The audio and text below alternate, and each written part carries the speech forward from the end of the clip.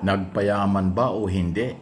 May mga illegal bang kayamanan si Josec Maria Catalina Cabral ng DPWH na natagpuan wala ng buhay sa bangin dyan sa Cannon Road?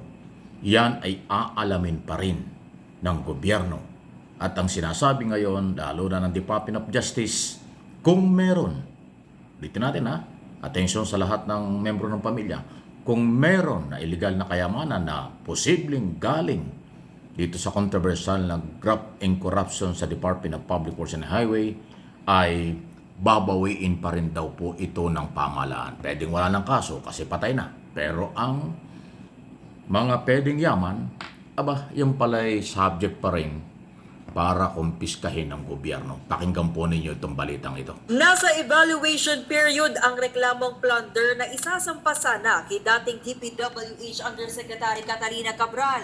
Pero nagbago ang takbo ng pangyayari nang bigla siyang matagpo ang patay sa bangin sa Cannon Road 2, Benguet kagabi.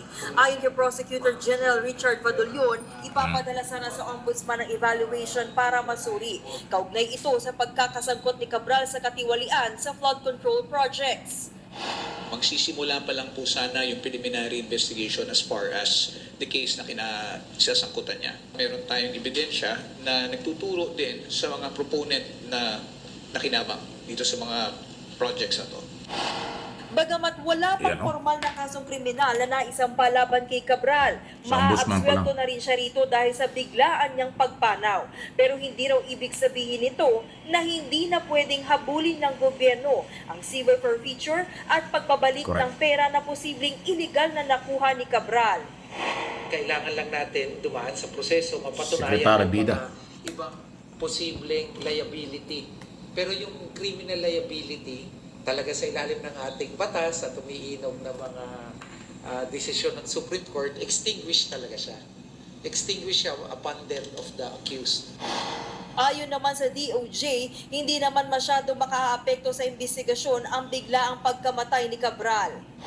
Hindi naman siya sasabihin na total loss, but it makes the work a bit more difficult now than it was before. Pero meron din namang ibang tinitingnan na anggulo ang ating mga investigador para alamin kung meron pang ibang pagkukunan ng impormasyon na maaaring gamitin at maging kapalit nung salaysay ni Josec Cabral. Ayun. Ayon sa Independent Commission on Infrastructure o Marami talagang pwedeng mangyari. ICI, si Cabral ay isang central figure sa ginagawang investigasyon sa katiwalian sa flood control project. Ayan si Cabral, baka makalimutan nyo. Yan po yan. Umarap yan sa Blue Ribbon Committee, sa investigation sa Kongreso, sa DOJ, yan sa ICI at iba pa. Yan po yung biglaang nawala na napakahalaga. Ayun, sinasabi ho ni DOJ Bida at yung kanyang yung Prosecutors General ay yung pa rin tuloy ang pag-iimbestiga at may kakulangan man o hindi ang pagkawala niya, mananagot po ang lahat ng sabit dito. At kung meron nga po na posibleng kayamanang nakuha, ay babawiin pa rin. Ayun po yun. So, hindi pa tapos ang problema ng pamilya.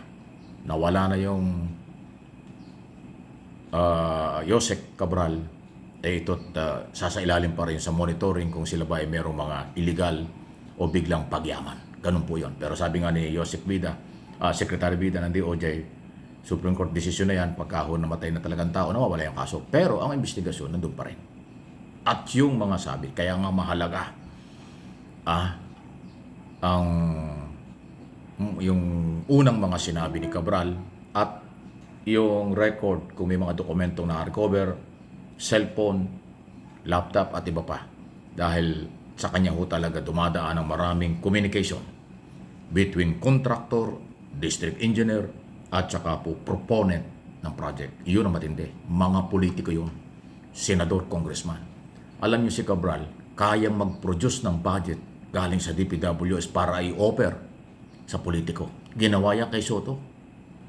Senador Soto, pag-upo nito nakarang eleksyon ng Mayo, tinawagan siya, tinext siya, Senador, baka gusto po niyang ihabol sa budget 2025, meron hong available na 500 million para sa'yo. O kasi mo gano'n. Walang alam yung senador pero nakakapag-offer yung Josec. So ibig sabihin, kung nagawa yung kay Soto, nagawa yung sa maraming senador. Ngayon at dati. Nagawa rin yan sa mga congressman. Ganon siyang ang kanyang koneksyon at kapangyarihan. Kaya ho talagang marami dapat na tama yung sinabi ng DOJ. Na wala man siyang may pagkukulang sa investigasyon, maaaring makapekto, pero hindi pangkalahatan. Marami ng nakuhang ebidensya, impormasyon na galing sa iba-ibang personalidad sa DPWH, engineer at mga kontraktor. So yung mga proponent na mga politiko, senador at congressman, hindi pa kayo ligtas dyan. Mananagot pa rin kayo. Sana, ulitin ko, sana walang ibang dahilan ng bigla ang pagkawala ni Cabral. Kung ito'y aksidenteng nahulog o nagpakamatay, sana ganun lang para wala ng mas masalimuot na isyu at investigasyon.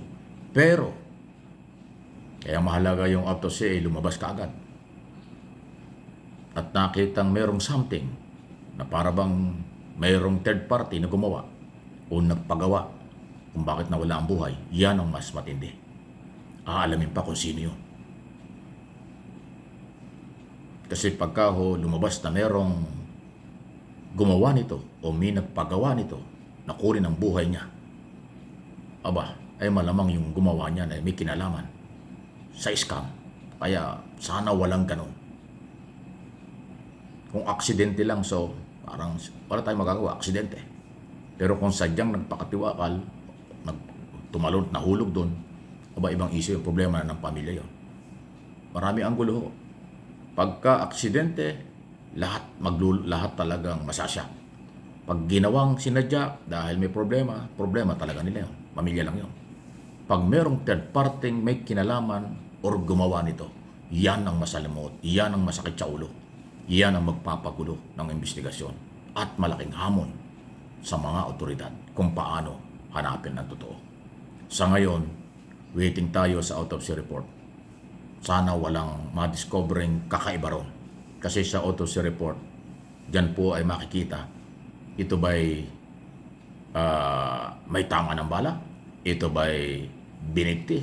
Ito ba'y sinaksak? O ito ba'y hinawakan ng ibang tao bago namatay? Hinawakan ng ibang tao bago nahulog o inihulog? Ganun po yun eh. Kasi sa autopsy, nandudun po lahat yan. Fingerprint, tsaka kung ano talaga ang sani. Kaya marami pang issue tungkol dito.